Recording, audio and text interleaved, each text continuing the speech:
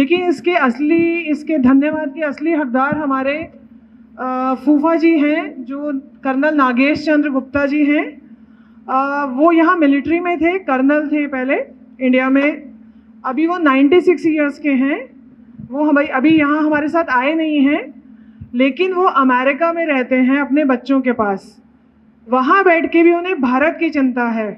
वो चाहते हैं, वो यहाँ गरीब बच्चों की शिक्षा में भी मदद करते हैं, या जिस तरह एनवायरनमेंट के लिए उन्होंने ये सोचा, तो सबसे बड़ा मैं उनको धन्यवाद कहूँगी। कि नहीं तो बहुत लोग हमने सुने हैं कि एक बार देश छोड़ के गए तो भूल जाते हैं, लेकिन वो इस उम्र में, जबकि उन्हें वहाँ तो सब चीज़ों में अपने में व्यस्त रह सकते हैं, उसके बाद भी उन्होंने देश के बारे में सोचा, यहाँ के बच्चों के शिक्षा के और वातावरण के बारे में सोचा, और हमें प्रेरित किया इस तरह का कुछ कार्य यहाँ करने के लिए। तो सबसे बड़ा धन्यवाद हम नागेश फूफा जी का करते हैं। उन्होंने एक माधुरी सेवा फंड बनाया है, जो वो अपनी पत्नी के नाम पे, स्वर्गवासी पत्नी हैं उनकी, माधुरी गुप्ता, उनके नाम पे उन्होंने स्टार्ट किया था, कि उनका नाम भी आगे तक चलता रहे उनके जाने के बाद भी। तो सबसे बड़ा तो मैं कहूँगी कि धन्यवाद उनका है।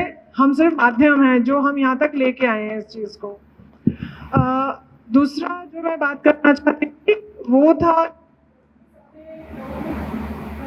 और गौ वंश से होने वाले बेनिफिट्स बहुत अच्छे से बताए हैं, बट मैं आप बच्चों से चीज़ें पूछना चाहती हूँ और बच्चे मुझे जवाब भी देंगे। आपको क्या लगता है कि हमारे देश में कूड़ा क्या कोई एक समस्या है? किस किस को लगता है कि कूड़ा एक समस्या है हमारे देश में? और ये कूड़ा हो क्यों जाता है? इतना कूड़ा क्यों हो जाता है? कौन करता है ये कूड़ा हमारे देश में? बताओ, जोर से बोलो। हम ही लोग करते हैं, बिल्कुल ठीक बोला। और क्या वाकई में इसका कोई इलाज नहीं है, या कुछ निपटाने का कोई और तरीका है इसका?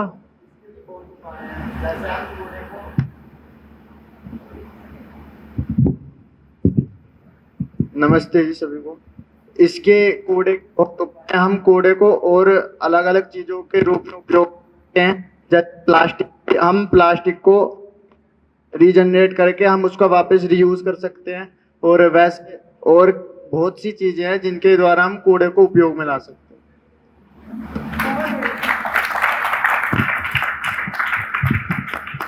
तो आज के इस कार्यक्रम का और इस तरह के प्लांट लगाने का मुख्य उद्देश्य ये भी है कि हमारे बच्चे ये समझें कि आगे आने वाले समय में किस तरह से का निपटारा अच्छे से करें। और एक आपने सुना है रिड्यूस, रीयूज, रिसाइकल, इसका मतलब समझते हैं? सब बच्चे समझते हैं? रिड्यूस का मतलब हिंदी में, रिड्यूस अगर हम कहते हैं रिड्यूस करो, क्या करना चाहते हैं हम? कम। रिड्यूस का हिंदी में मतलब होता है कम। तो क्या कम करना है हमें? पढ़ाई कम करनी है? क्या कम करना है हमें? कूड़ा कम करना है, चीजों का इस्तेमाल कम करना है। चीजों का इस्तेमाल कम नहीं करना है, लेकिन बर्बादी कम करनी है। जैसे हमारे पास एक कॉपी है, इस्तेमाल करते करते 5-10 पेज बचे और हमने फेंक दी उसको, तो ये तो बर्बादी कहलाएगी ना। तो रिड्यूस करना है। कैसे? अब हम उस कॉपी के पन्नों को आखिरी तक यूज करेंगे, नहीं तो रफ कॉपी में काम ले सकते हैं, कर सकते हैं ना। अब रीयूज की बात करेंगे। रीयूज क्या है? हाँ, दोबारा इस्तेमाल। तो क्या चीज दोबारा इस्तेमाल कर सकते हैं, बताइए? जैसे पॉलीथीन, बाहर से सब्जी लेके आए हमने थैली में, या तो हम उसको कूड़े में फेंक सकते हैं, नहीं तो कोई और चीज सामान पैक करने में, संभाल के रखने में कर सकते हैं। और रिसाइकल, एक चीज होती है रिसाइकल, है ना? रिसाइकल क्या होता है?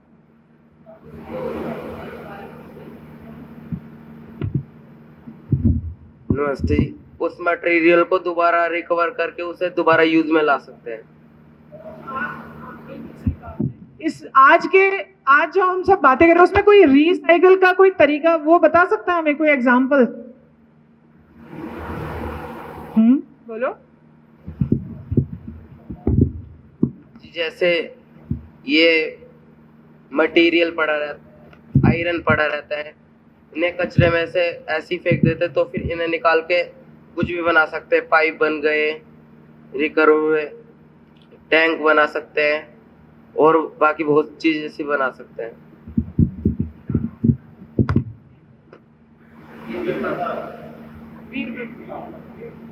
बहुत अच्छा, बिल्कुल ठीक। तो इसी तरह अगर हम अपने आसपास देखेंगे तो बहुत जगहों पे हम रिड्यूस, रीयूज और रिसाइकल का प्रयोग कर सकते हैं। और शायद गोबर गैस प्लांट को हम यही कह सकते हैं, रिसाइकल करना, है ना? नहीं कह सकते? क्या कह सकते हैं?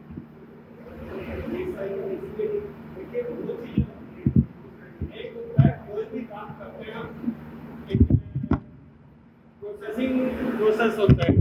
प्रोसेसिंग में ज़्यादातर किसी भी मटेरियल की प्रोसेसिंग हम जब करते हैं तो प्रोसेस लॉस होता है कि आपने कोई भी, जैसे लोहे से आप कुछ बनाएंगे तो बनाने में आपने पॉल्यूशन भी किया और प्रोसेस में हीट जनरेट भी की, यानी इन्वायरमेंट को अभी आपने उस तरह से।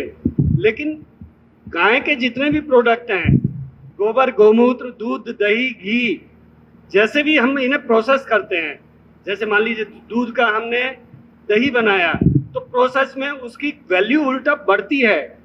सिर्फ पंचगव्य प्रोडक्ट ही पूरी दुनिया में ऐसे हैं जितना आप इन्हें प्रोसेस करेंगे उनकी वैल्यू बढ़ेगी। दूध से कीमती दही, दही से कीमती छाछ, छाछ से कीमती मक्खन, मक्खन से कीमती घी। पूरी दुनिया में पंचगव्य के अलावा कोई प्रोडक्ट ऐसा नहीं है जिसे आप प्रोसेस करें, प्रोसेस में उसकी वैल्यू इनहांस हो। पंचगव्य के अलावा पूरी दुनिया में कोई प्रोडक्ट नहीं है। अगर है, किसी को समझ में आता है तो बताओ।